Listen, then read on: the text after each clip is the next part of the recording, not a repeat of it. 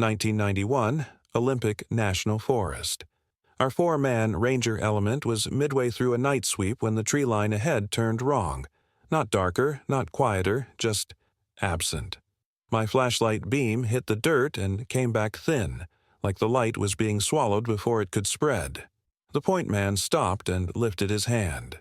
In the cone of his light, boot prints ran single file into the clearing. Sharp tread, steady spacing. Then they ended as if the ground had been erased. No scuff, no slide, no broken leaves. Just a clean patch of soil where the next step should have been. A field radio sat on its side near the last print. The label stenciled in plain block letters, Ranger 2. Its antenna was bent, still warm from handling, and the push-to-talk mic on the strap hissed a dead, wet static. We called the sign twice. Then the forest answered back with silence so complete it felt like a command. This channel documents frontline accounts like this one. Subscribe for future reports. Earlier that week, Forest Service Dispatch logged 2 reports from hikers near the Hoh River trailhead.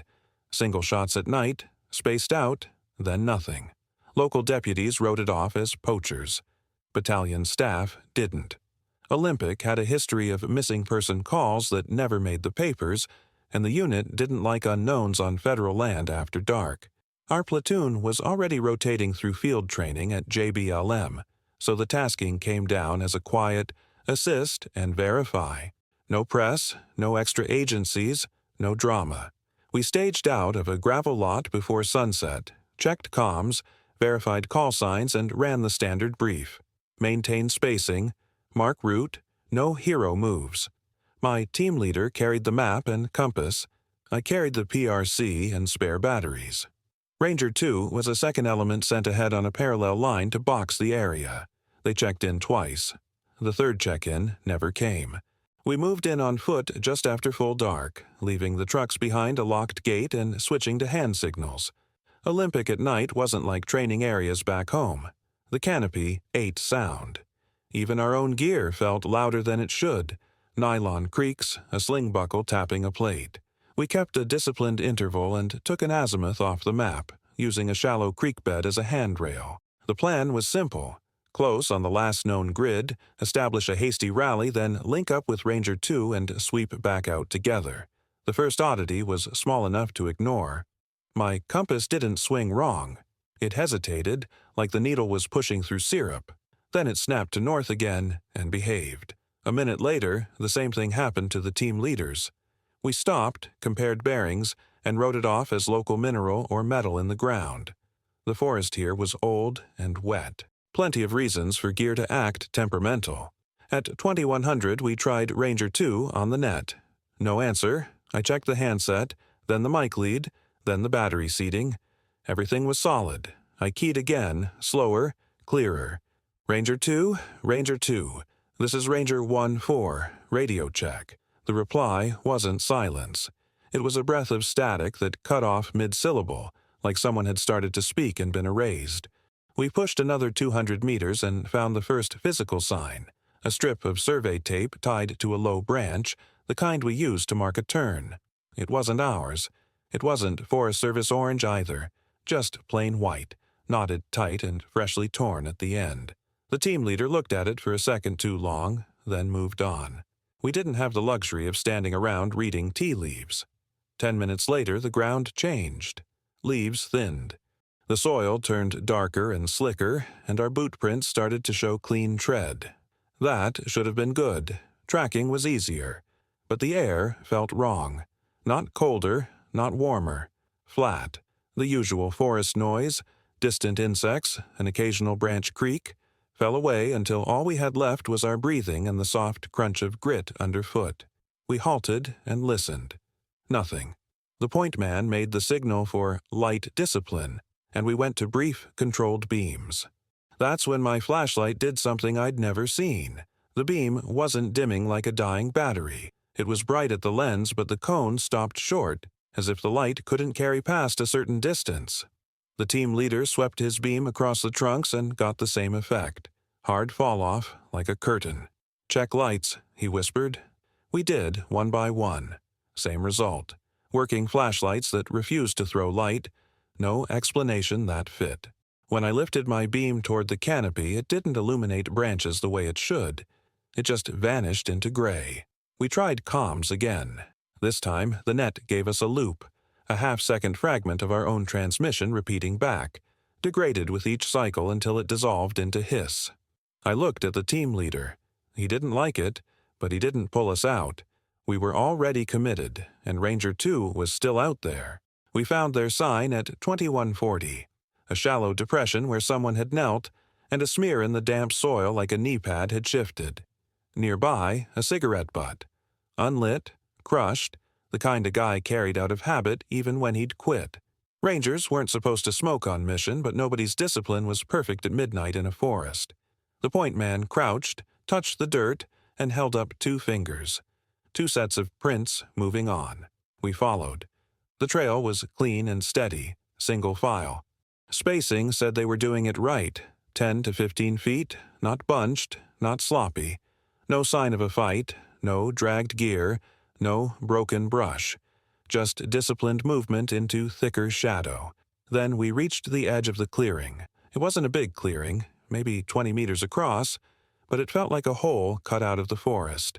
The fog sat lower here, pooling, and the air above it looked heavier, like it had a different density. Our beams hit the ground and spread for a moment, and then the light died at the perimeter as if the clearing had a boundary. The boot prints crossed that boundary and went another 6 steps. Then they ended. Not faded, not churned. Ended. The last print was crisp enough to count lugs. Beyond it, the soil was untouched, leaves lying exactly where they'd fallen, damp surface unbroken. It looked staged. It looked impossible. That was when we saw the radio. A field set lay near the last print, tipped on its side, antenna bent, the call sign label visible in the light. Ranger 2. The team leader lifted his hand to stop us from stepping forward. The point man froze, mid-breath, as if he'd suddenly realized the ground ahead wasn't just ground. My throat went dry. I keyed my handset anyway. Ranger 2, this is Ranger 1-4. Identify. The radio on the ground answered. Not with a voice, but with a wet static that surged and cut out, like something was trying to key up from the wrong side of the air. The team leader leaned in close, eyes locked on the clean patch beyond the last print. He didn't order us forward. Not yet. He just said, in the flattest voice I'd ever heard from him, "Nobody steps past that line. Not until we understand what we're looking at." The team leader kept his palm up, holding us in place, and we treated that last boot print like a tripwire.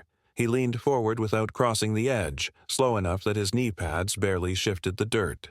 The point man angled his flashlight so the hotspot stayed on the radio label.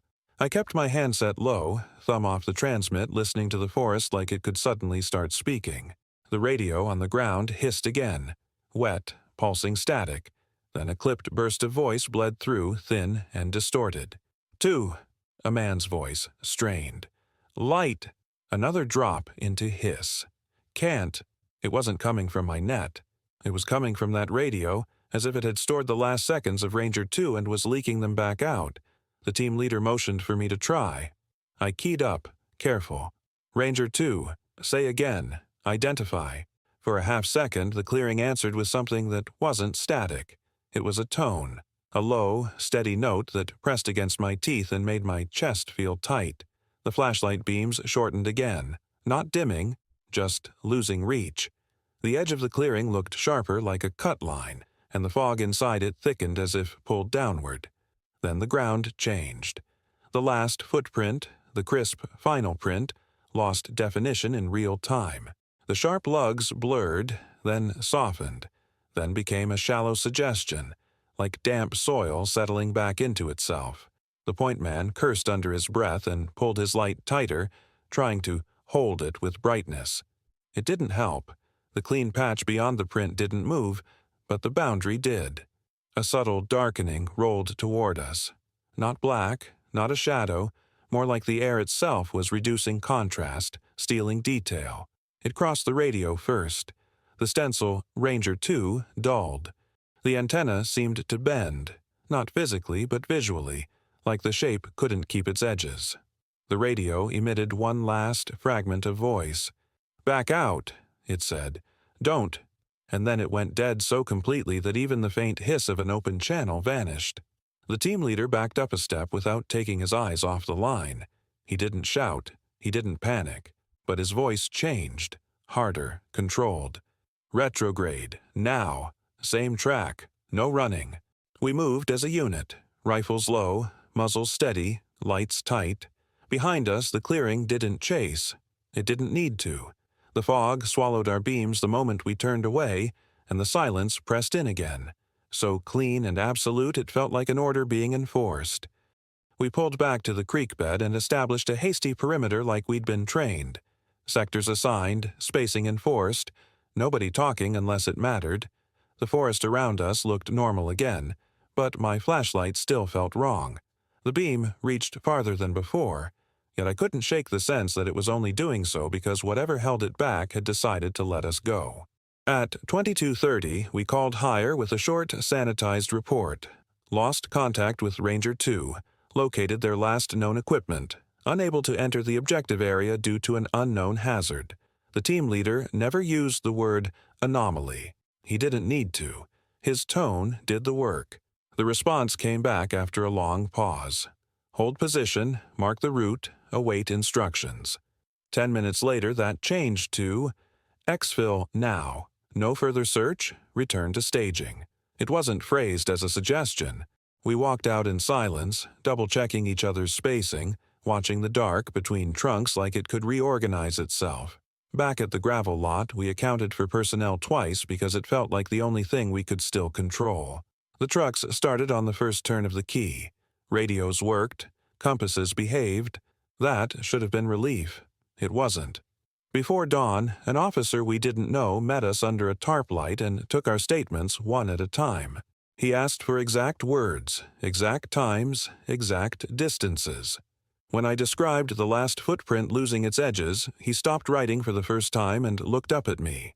By sunrise, the tasking was no longer assist and verify. It was stand down. Ranger 2 was listed as missing. No remains, no recovery. The grid coordinates of the clearing were removed from the working map and replaced with a blank box, like someone had decided the safest way to handle that place was to pretend it didn't exist. 2 weeks later, our platoon was reassigned without explanation and told not to discuss the Olympic sweep outside the chain of command. The official paperwork said Ranger 2 was lost to environmental conditions during operations. No mention of the no-light zone. No mention of the footprint that erased itself. The team leader kept the only copy of our hand-drawn route, folded inside a field manual, because the map we turned in never came back. Years afterward, I met a Forest Service ranger who'd worked Olympic his whole career. When I said clearing, he went quiet and asked one question. "Did your light stop carrying?"